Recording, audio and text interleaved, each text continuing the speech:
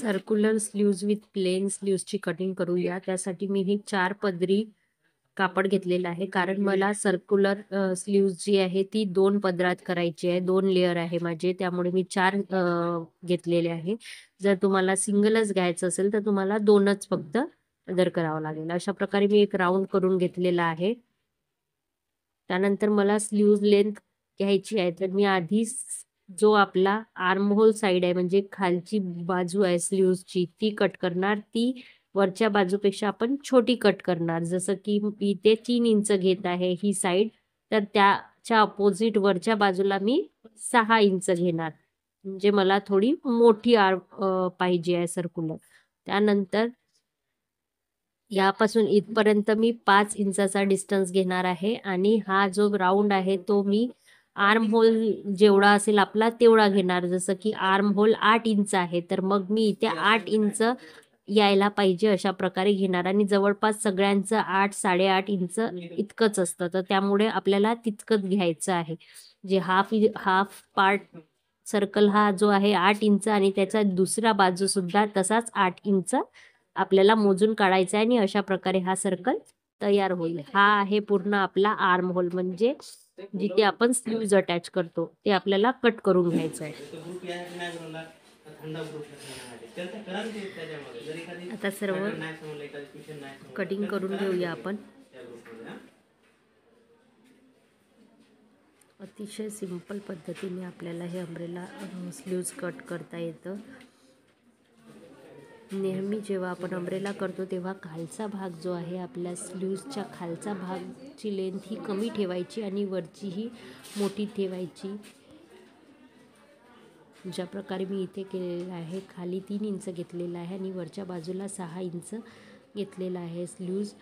तुम्हाला जर मोठी स्लीव्ज अम्ब्रेला हवी असेल तर तुम्ही जास्त घेऊ शकता। अशा प्रकारे हे माझे 4 स्लीव्ज निघाले आहे। 4 स्लीव्ज म्हणजे मला एका स्लीव्जमध्ये मी डबल अम्ब्रेला लावणार असल्यामुळे 2 एका स्लीव्जचे कट्स निघाले आहे। हा आर्महोलचा शेप कट करताना आपण दिलेल्या लाईनपेक्षा थोडा आतल्या भागात कट करायचं, कारण जेव्हा आपण स्लीव्ज अटॅच करतो त्यावेळेस ती स्लीव्ज ही पसरते, त्यामुळे कापड जास्त उडतो, तर त्यामुळे थोडा कमी लेंथ कापायचा। आता मी हा आर्महोल कट करून घेणार आहे।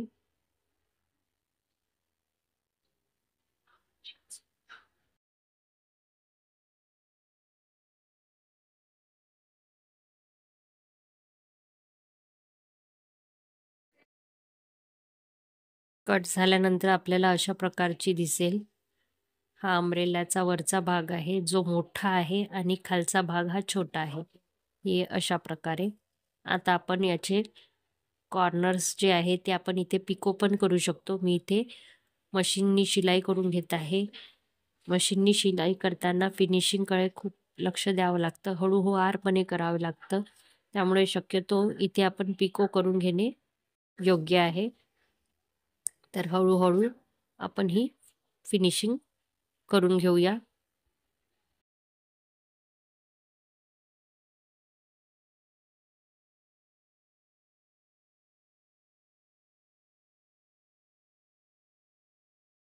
त्यानंतर बेसिक स्लीव्जला मी आता मेन फॅब्रिक अटॅच करत आहे। अस्तर आहे, अस्तरच्या बॉटमला मी मेन फॅब्रिक अटॅच करून टर्न करून घेतलेला आहे।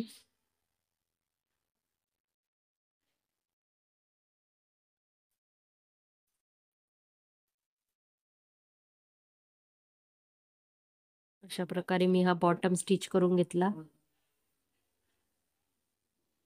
त्यानंतर आपण आर्महोल सुद्धा मेन फॅब्रिकला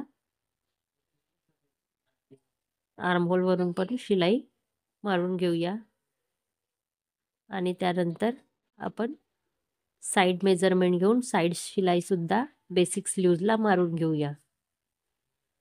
मी साइड शिलाई सुद्धा मारून घेतलेली आहे स्लीव्जला।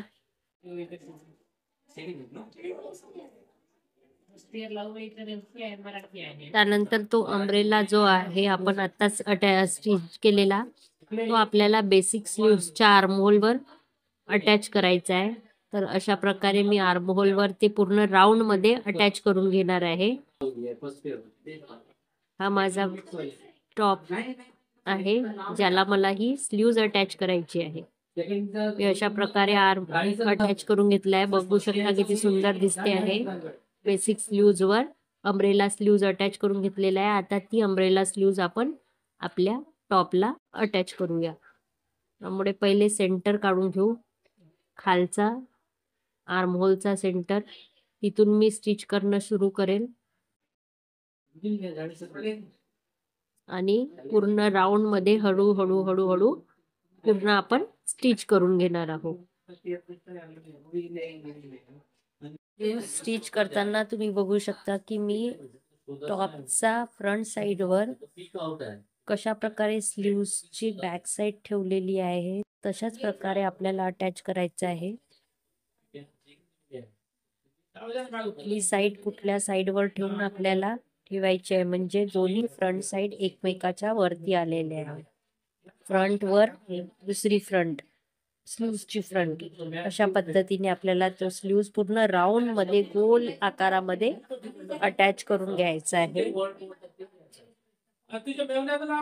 हळुवारपणे पूर्ण गोल मध्ये ते आपल्याला सगळं अटॅच करून घ्यायचं.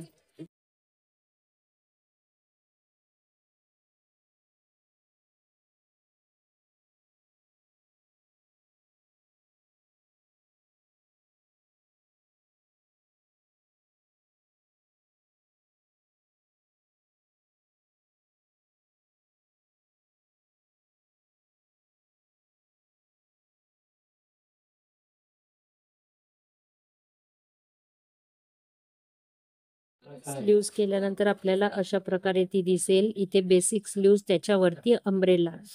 आपण फक्त अम्ब्रेला स्लीव्स सुद्धा अटॅच करू शकतो.